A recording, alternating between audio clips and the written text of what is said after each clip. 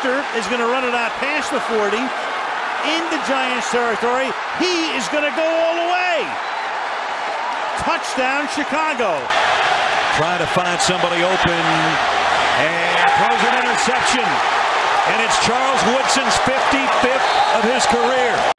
Dives for the touchdown, San Francisco. I want to play desperately, and I'm going to try to drive everyone nuts till they give me a shot. Favre threw an almost impossible 336 career interceptions. See that? Yeah. We have here the Brett Favre interceptions calendar. It's the lovable kicking bear doll. And guess what? It comes with its own goalpost. Isn't that neat? Double doink. Ladies and gentlemen, welcome back to Cut the Cheese, Poke the Bear, and Roast the Niner. We are in Week 8 of the NFL season, the only thing that matters. And we have got quite the week of football kicking off this week. Thursday night, Vikings at the LA Rams.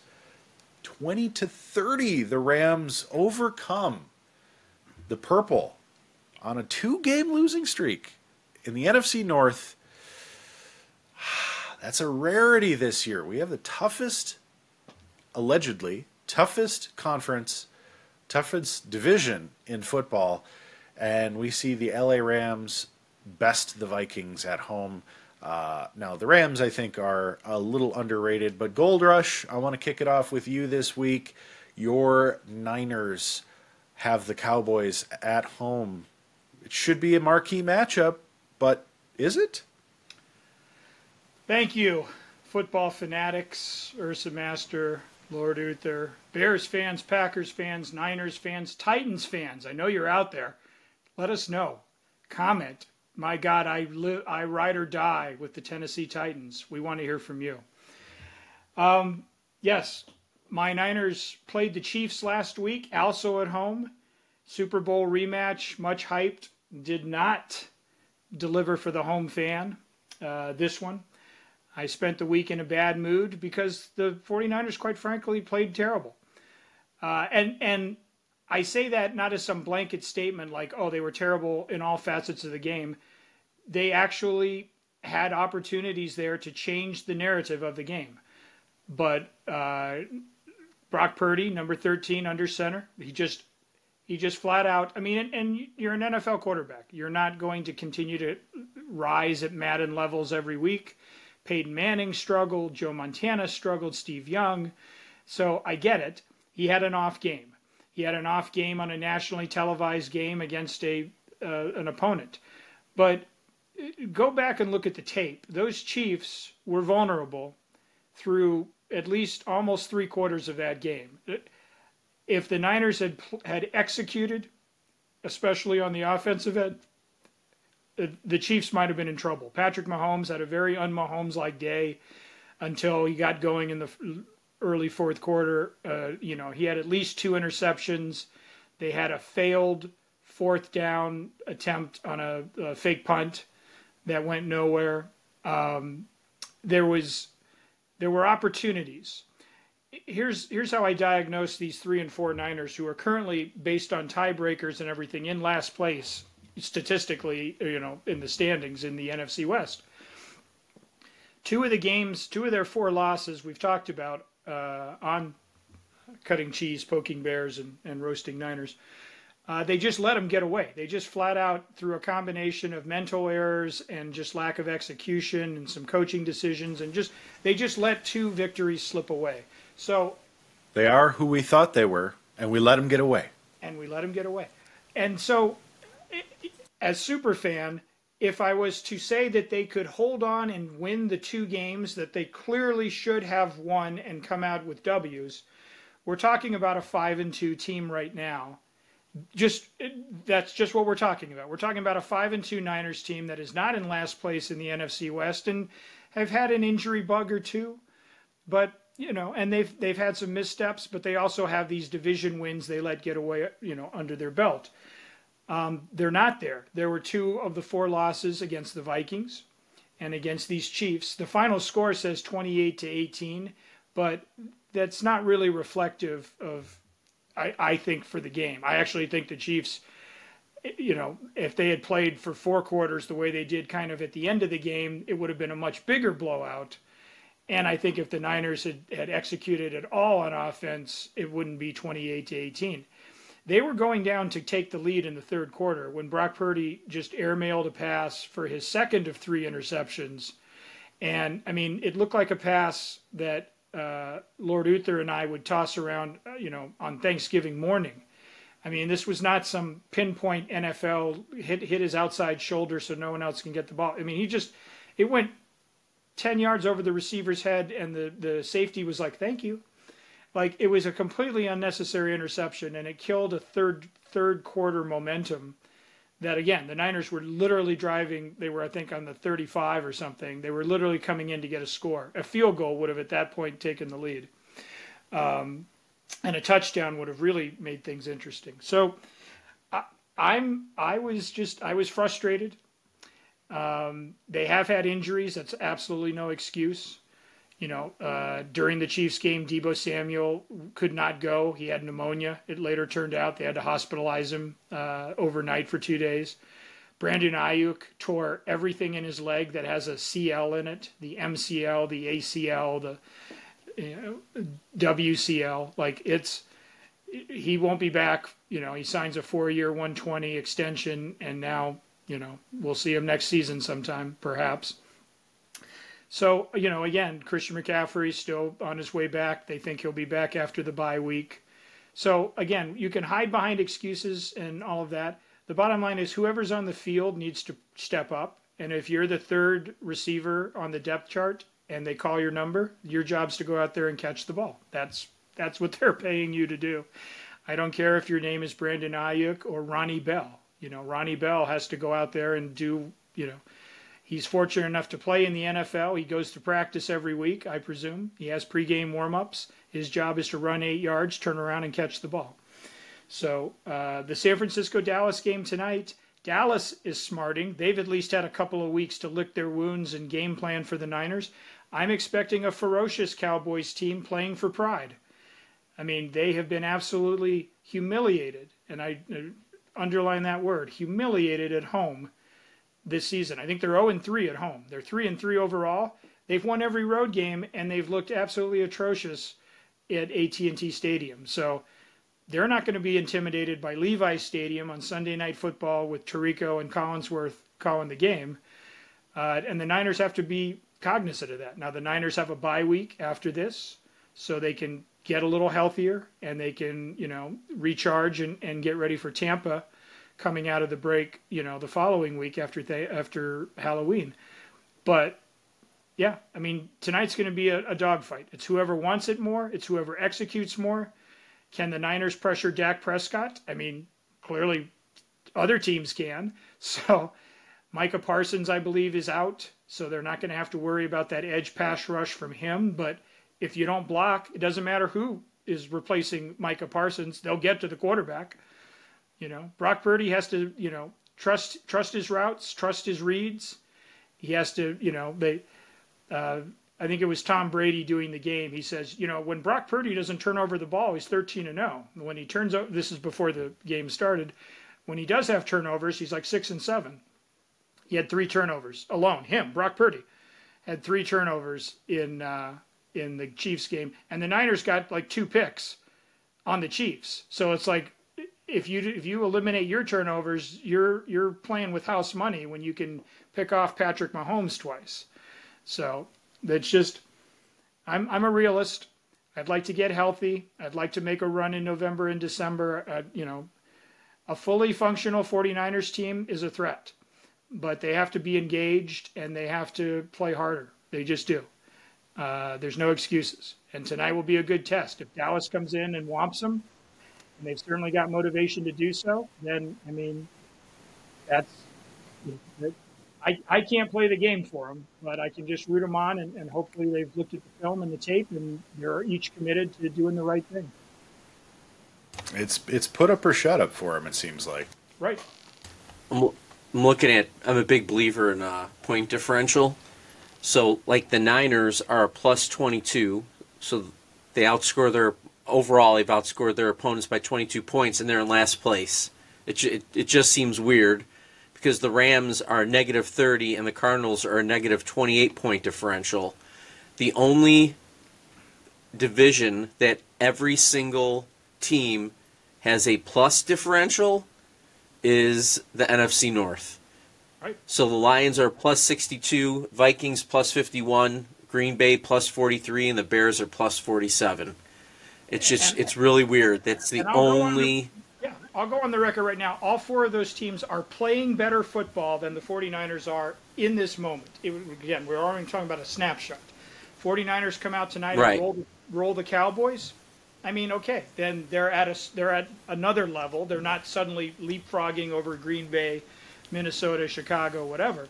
But right now, the NFC North, pick any one of those four teams, especially the ones you root for, like they're the NFC's best teams right now. They're better than Philly. They're better than, Dallas. Well, and it's weird. It's weird too because though it doesn't feel. I mean, if you look at Carolina, their season's over. They're a negative 133, but it's still early in the season. It doesn't feel like it, but it is. I mean, 7 games in because the season's so long. The Niners theoretically could still win their division. I mean, there's a lot of things that could still happen. Yes. Which maybe that's the good thing about having extra games is it allows. I mean, unless you're Carolina and you might not win out the rest of the year, but otherwise, most of these teams still have a chance, to make a move. Besides, the Browns, the Titans, something like that. Can we get Carolina's schedule up? I'm just curious if there's any quote winnable games. I mean, we've already seen 0-16, so we can't go that. Are there any games where you're like, you know what, they could win that game, or is it just like Broncos, Baltimore? Saints, Giants, all winnable. Right. Chiefs, Bucks, Eagles, all losable. Yep. Cowboys, Cardinals, Bucks, Falcons. Yeah, I could see 3 at the most, 3 wins for them. Right. Yeah. So 3 and 15 or 3 and 14 because I guess it's a 17-game season. So yeah. That's a long. And look, the Patriots haven't won again yet either. Right. The Patriots, they get the week 1 and then their schedule's kind of tough the rest of the way out too. Well, it's a weird year for football. Odd parity, but we got the Commanders hosting the Bears, Lord Uther. What do you see out of the Windy City's travel game this week? To the nation's capital. Yeah. So I guess Jaden Daniels is going to play today, and I don't think that would have changed much even if Mariota was in there because I think it's it's like a Vikings thing where it's more of a system than anything else. So Jaden Daniels is definitely, I think he's a nice player. I think it's going to be a very close game, and I'm going off now. I'm looking at the point differentials, and I'm being kind of pulled right into that. I think it's to be close. I think Washington. I typically go with the home team. I'm going to go Washington 27, Bears 24. I think it's going to be close. Plus, we have a couple of our cornerbacks that are out. I don't know what Washington East Coast late October weather sometimes is a factor. Rain, cold. I don't know what that's as we say here. That's bear weather, my friend. There's no problem. We'll just eat a Polish sausage and it'll make everything okay. So, have a nip at a old cantina there, and you'll be fine. I'm going to have a Goldschlagers, and we'll be okay. So, Bears. Who does the Pack have this week? We got the Jaguars kicking off at noon, and this is interesting because each of our teams plays at a different time slot. So I'll actually get to watch all 3 of our teams today. I'm excited. I fear this game against the Jags at home. It's great weather, so our team should be playing well. But I'm going to be honest, I've seen too many of these winnable, quote-unquote, games go south in a hurry because we come in with hubris. And Jacksonville is not good this year. I'm not going to call them a high school team. They're not that bad. And as a matter of fact, in a couple of games, they've looked okay. I think our defense is going to be a lot for them to overcome. There's a reason Green Bay's in most power rankings in the top 10 right now. I think we win this game. I think it's going to be a surprise how tough it is. And I go back to something that our Lord and Savior Brett Favre said many, many times throughout his career is some of these teams don't get the credit that they should be getting. They're a lot tougher than you might imagine. He said that about the Bears during some of their worst seasons. And it's true. As bad as a team, like we talked, the Panthers can be, they're still an NFL football team. They are still worlds better than any arena league team, any college team. So at any point, any given Sunday, right? At any point, these teams could win. And I just feel like sometimes when you're on a winning streak or you're having a really strong early season, you run into these trap games.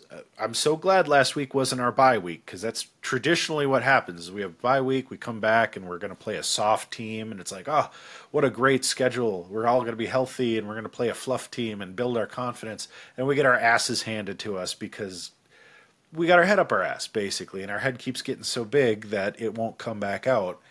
I'm going to be honest. I think it's going to be a surprisingly tough game. They're at home. They have an advantage. We don't play great in the heat, and it's going to be warm in Jacksonville. We're probably going to see some cramping. We're going to see some starters who probably need more breaks than they want to take because it's Jacksonville. The weather's nice. We should be winning this game. Drink your water. Drink your Gatorade. Eat your little Gatorade gummies. Like, don't be stupid. If we keep our head in the game and don't make dumb mistakes, we'll probably win by a good margin. I'm not going to say it's going to be a blowout, but I could see 31-21 if we play a nice, clean game of football. Last week, skin of our teeth because we didn't play a clean game. Frankly, we kind of played like shit. And I really would like us to see a nice, error-free game. I want to see Jordan Love put up some really nice stats. He doesn't have to throw for 400 yards and 3 touchdowns, but even if it was a 289-yard game with 1 touchdown, with a solid running game and a good game of defense, this is a very winnable game, but we need to take it seriously. I think our coaching staff, for the first time in a long time, has this mentality, especially with Robert Saleh back there helping us out. Yeah, we finally stole one back from the Jets. But I've too many times watched a Mike McCarthy team go into this same situation and just get a massage before the game and during the game and then be like, look, there are 2 options here. Either they beat us or, we lose to them. And I'm so jaded by that I cannot stress enough. Go out there and play a clean game. Don't piss me off this early in the day. I'm still drinking coffee, so I want to enjoy my morning. Keyword Mike McCarthy. Your Robert Saleh comment leads me to the game of the week, WEEK, and that would be those New York Jets, Jets at New England. Wouldn't it be funny if Robert Saleh is more instrumental in getting the Packers to postseason heights, while the quarterback left Green Bay to go to postseason heights? Again, gentlemen, as Lord Uther suggested, there's still a lot of football left. We've seen comeback stories before, I get it. But we're now into year 2 of the Aaron Rodgers New York experiment. Year 1 lasted 4 plays. And year 2 so far is 2-5, and I don't know if they've played 1 game or 2 without Saleh, but they haven't won since they got rid of Saleh, and they weren't winning before they got rid of Saleh. So I guess my question is, at what point are you, the casual NFL fan, or the diehard Jets fan, are you willing to say, you know what, this whole signing and this whole courtship and this whole thing has just been an unmitigated disaster? It doesn't matter what he does coming forward. When are we ready to just say this didn't work? I think it's like our politics right now. You're either for or against. So I think there are are probably Jets fans that are like, this is the best thing we could have done, was bringing this guy here. He's gonna, he's got 3 more years left in him. Sorry, I went Chicago Bears voice on you there, but he can still play. And now we have Devontae Adams, and they're just gonna figure it out, and they're gonna make this run. And then I think you have Jets fans that absolutely hate the man, and are at the point that he might actually take the Jets to places they've never been before, and they've been a lot of places that have been really, really bad. And it looks like it's going to get even worse. So I think you're either for or against him. I don't think there's any in between with this guy, without a doubt. Look at the Jets' schedule real quick. Like I said, they're 2-5 now. They fired their coach. They got Devontae Adams. His first game was 3 catches for 23 yards, but I'll give him the fact that he has to learn. Okay, here we go. Go. Patriots. I think they beat the Patriots today. Texans next week. Texans. They're going to lose. They'll lose. Cardinals at the Cardinals. Yeah. It's a tough call. 50-50. Well, let's say win just because. Okay. They play the Colts. I think they beat the Colts. Okay. Seahawks. I think they lose. I do too. At the Dolphins. I think they beat the Dolphins. I'm wondering if Tua still has his head attached to his shoulders, they might have a chance. The Dolphins, yeah, I could see them beating the Jets. At the Jags. They'll beat the Jags. Yeah. So I just looked at this stat. The Rams have allowed the least points? No, the Chargers. Sorry, I thought it was the Rams have given up the least points. The Chargers have given up the least points. Okay, so at the Rams. Or the Rams at the Jets. Oh, sorry, Rams at the Jets. They lose that game. At Buffalo. They're going to lose that game. I think they lose that game, too. They lose that game. Home against the Dolphins. So they got to back at that. Toss up, but I think they lose. So I mean, they're at 2-5 now. So we talked a few losses. I mean, I didn't hear 9-8. I don't know. I didn't do the math, but I did. I mean, they're only 3 losses away from 8 losses, right? So I thought I heard at least 3 in there, potentially. So. I think they're going to come out a little bit better than 500 at the end of the year. But when you've dumped the money that they've dumped into that roster for Aaron Rodgers to build his fantasy team, you need to be better than 9-8 at the end of the season to justify what they've invested. Now, granted, they've had some struggles. Like you could argue that they last year was a fluke with the injury. This year's kind of a rebuilding type year. They have one more year after that with Rodgers. I don't think it's an unmitigated disaster yet. Okay. I think if they go sub 500, you can call it, but I think you have to almost wait until the end of next year to know for sure. Okay. I think it's probably bordering on just it's a bad deal.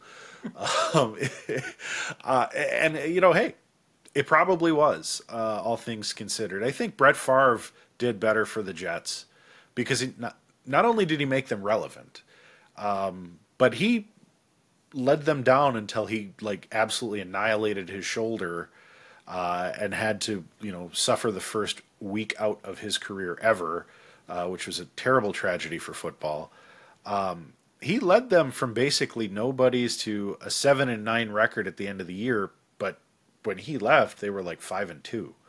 So I think you got to give some kudos to the idea that they had bringing in Rodgers, but this just goes to show, and I've been saying it for many years now, that there is one clear better quarterback who wore green and gold, and it's not the one who wore number 12. Don't get me wrong, I love Rodgers as a player. He did some amazing things in Green Bay, and I do think he's first ballot Hall of Famer, but he's never going to be Brett Favre. He's never going to fill those shoes. It's a completely separate legacy, and that's okay. Same thing with Jordan Love. He's also not Brett Favre. And I know that there was a whole kerfuffle in the media about somebody comparing him to Brett Favre already, and Matt LaFleur smartly shut that down. You can't compare him, and you shouldn't. First of all, the game is apples to oranges at this point. And second of all, let the kid be himself. I don't want Caleb Williams out there being the next Jim McMahon. First of all, for his own, cognitive safety. But no, I don't think Brock Purdy needs to be the next Joe Montana or Steve Young. Let's just appreciate these players for who they are. They're naturally gifted athletes doing things that, frankly, during those eras, we couldn't imagine. I can't picture Brett Favre running 40 yards like Jordan Love. I can't picture Brock Purdy, doing the things Joe Montana did with Jerry Rice. Like, it's just not... It's not worth your time as a football fan to dwell on those things. Enjoy the moment. Do you think this current Aaron Rodgers, the current one that we see right now, the guy who's throwing picks, the guy who's, again, at a 2-5 record, I mean, do you feel as a Packers fan like you dodged a bullet by basically letting him walk? Because I know it was a popular, unpopular decision at the time, and obviously Jordan Love's development has been heartening. But I'm saying if they had come to an arrangement with him, is this the Aaron Rodgers you think we would see? Is it because he's out east with a new team and a new scheme that he's not having success? Or would he be doing what Jordan Love, not athletically, but would he have the Packers at 5-2? Or, I mean, is it just, are you just feel like, you know what, we made out pretty well here? I mean, if you think about it. I lean into that. I think we made out pretty well. We cut a lot of the chaff out of the salary cap, and I'm not happy we got rid of every player we got rid of. Aaron Jones is the big one. I really wish we'd... Josh Jacobs has done amazing. I'm not taking away from his accomplishments this year, but Jones was a great culture fit. Jacobs is a great player. I like, and I'm not saying Aaron Jones isn't a great player, but I think he was just the right green and gold package, and I wish him well. I hope he does great for the Vikings. I do think we would be getting this Aaron Rodgers. I don't think it was a bad move. I didn't necessarily love it at the time, but it was time, and I it hurts to admit, but we did the same thing with Favre, and it was the right thing. I'm not saying he didn't eventually come back to have the best career year ever with the Vikings, because he did, and I was at those games a couple of times, and it just, yes, it was great. It was outstanding to watch, but it was the right time to let Aaron Rodgers step up and be Aaron Rodgers. It's tough. There's a time in a career to call it, and unless you're Tom Brady, that 1 year with the Bucs, like, that was the time. He should have called it and been good with that Super Bowl. I get why he came back. I do. I really do. I know why Favre came back. I know why Rodgers went to the Jets. And I will say, it's good for football. When you lose a big name like that to retirement, it hurts the league a little bit, because who's next, right? And frankly, if we didn't have a Patrick Mahomes, I think we'd all be asking ourselves that question. Who's the next big quarterback we're all going to know? Who's the next household name? Mahomes, I think, is really the only one. Nobody's walking around in Wyoming wearing a Brock Purdy jersey. Or Dak Prescott. At least not yet. If Dak Prescott. Okay, you want to talk about the world's biggest busts? Let's see. Number 1, Ryan Leaf. Number 2, Dak Prescott. Number 3, Tony Mandarich. Mandarich. And Number 4, Dak Prescott's McNown. aiming towards number 1. What's that? Well, I said number 4, Cade McNown, but That's a throwback right there. I liked Cade McNown. I always thought there was more to Cade McNown than met the eye. I was wrong, but I always thought that. Gentlemen. They thought that about a lot of Bears quarterbacks. So 17 of them are at your last count. Gentlemen, the game. So before we break, gentlemen. Okay. Not to cut you off, No, Gold go Rush, ahead. but I think you were getting to this point next, and I really want to kick it off. Game day superstitions. We all have them. I know it's always in the back of our heads, like, I know this is bullshit, but I just have to do this. Lord Uther, as a Bears fan, and I will argue, and forgive me, Packer fandom, but I will say that the Chicago Bears might have the edge on us when it comes to game day superstitions and a winning culture because of them. Whether it's eating 10 Polish sausages before the game, drinking a case of, Budweiser or something. Old styles. Old styles. Old style. Lord yeah. Uther, what's your, let's just get your number one game day tradition. And why is it eggplant parm? Yes. I don't, I mean, do I have a game day tradition Is it or wardrobe? superstition? Is it food? Is it like a physical action? I mean, falling asleep during the second half when I wake up, they've won, so maybe I need to do that more often. Or maybe it's a sign I should work less. One or the other. I don't know which one it is. Maybe get more sleep at night, but it seems like if I fall asleep during the second half of games, they wind up winning, so maybe I'll try and keep that going. I don't. Besides that, second half now. Nice. That's my only other thing. So, how about you, Urza? I've got one that's a little sordid that I'm not going to mention. Getting a little grab ass in during the game. Just kidding. No, I just thought that would be funny, and I always like the term grab ass. I think it's just funny. It's such a goofball. Like that seems like a greatest generation term that doesn't get used enough, and there are too many that get used too much. No, I have one game day superstition, and it's silly, it's stupid, it has nothing to do with anything, but I have to be making food at some point during the game. Like I have to be not watching completely, cooking or like making a dip or something. Every single game I don't do that, I end up getting really irritable and they don't play well. Sometimes they still win, but it's just like it's not the game experience. Like it's not a win or a big win or an entertaining win. It's like one of those heart attack wins where you're just like, the whole game. So yeah, that food. It has to be somehow me making food of some variety. Mine are kind of connected. It's kind of like a twofer, but it all involves the same thing. Everyone's up to their television volume. You get the little bar. It tells you if you're at 35 or 12 or 96 and blow out your speakers. I always have to have the game set at 49, the volume. It can't be 48, can't be 52. It's got to be 49. And if they're struggling, if they throw a pick, or if their defense is backed against the wall, they're bending and breaking, I have to mute. Even if I love the announcers, even if I love Tom Brady, I have to have it on mute until the tide turns. And you wouldn't believe how many times over the course of rooting for them for 40 plus years, suddenly Fred Warner gets an interception on mute, or Purdy hits a 26-yarder to Kittle for a big first down, or Montana. I mean, mines are all about the volume of the television.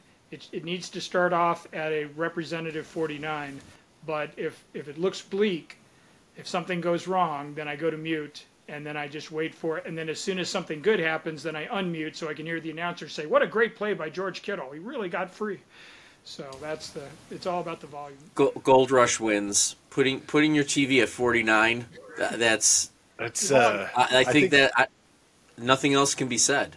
There is a Christmas gift idea now, and it's hearing aids for Gold Rush. I love that. That is in the truest sense a game day superstition. That's fantastic. I can't imagine having my TV that loud. my TV gets a little bit more than like 18. I'm like, oh my god, my ears are gonna bleed. Like, and I have surround sound on my the nice TV that we never watch for whatever reason. Same thing. I have the same thing. I'm a nice TV. We have a nice TV, like really expensive, it was our Christmas gift to each other a couple years ago. Nice soundbar surround system. I never watch football on that. We watch it on it's my wife's Westinghouse, so it's a quality TV that she got at Menards on Black Friday, like 15 or 16 years ago for like $100. and it's got a scratch in it because I was like carrying something by it, and it was metal, and I just scratched a little part of the screen, and the kids' fingers are all over it. So it's just nasty looking, but it's upstairs where our kids play, and you know what? I might have to say, watching on a crappy TV, that might be my superstition. Because anytime I've watched the game down here on our nice TV next to the studio here, they play like crap. And I'm sitting on my couch going, why am I bothering to sully my good TV with this game? Oh, that's awesome. Well, why don't you out there, pending rebrand fans, drop us a comment. What's your game day superstition? Maybe you wear the same pair of socks every week. Maybe you have to eat a big bowl of ice cream with all your favorite candies mixed in, for consistency's sake. And maybe that's your game day superstition that you adhere to every single week, week in, week out, even on the bye week, maybe, to make sure you don't have any weird injuries pop up. But we'd love to hear it. Drop us a comment. If you're not already subscribed to Pending Rebrand, make sure you click that subscription icon, hit the notification so you get all the latest Cut the Cheese, Poke the Bear, Roast the Niner, all our other shows and content that pops up. We love having you along for this NFL journey with us. The best to our three teams in their 3 time slots today: Packers Jags at noon. We got Bears Commanders 325, and the night game on Sunday with what's her name, Corey Overbush singing that anthem, Miranda Neartree, I forget. That is your 49ers game as they host Salad Dallas this week, and unbelievable. But gentlemen, before we leave, we have to pick the worst game of the week score, which I think arguably this week, Jets-Patriots. Are we good with that for picking, or do we want to go Ravens-Browns? Or Panthers-Broncos? Jets-Patriots. Rodgers needs a win. Again, 2-5. This team, they're circling the drain now. They can at least grab a lifeline for a couple, I forgot who they have next week, but this is a must-win for them. Call it Jets 22 and Patriots 6. Couple of field goals. That's all they can muster. I don't know why, but in my head, 35 popped in there. So I'm going to go Jets 35. I don't even know how I came up with that. Patriots 16. Low scores for the Pats in both. I also think the Jets win. I like 35. But I think it's going to be more like a 35-27. I think Rodgers is going to throw 2 picks today. He's going to try and force it to Adams twice and fail miserably. I think Adams has a very weak game this week. 5 catches at most, maybe 60 yards, 70 yards, which isn't a terrible game, but for Adams is not a great game. No touchdowns. I think everything comes on the back of Breece Hall this week. I think he's going to get 2 touchdowns. So, gentlemen, until we meet again for our NFL, what will probably be a recap by the time this episode drops, let's see how history proves us right or wrong. Maybe that's our NFL tradition, superstition. Are you ready for more football?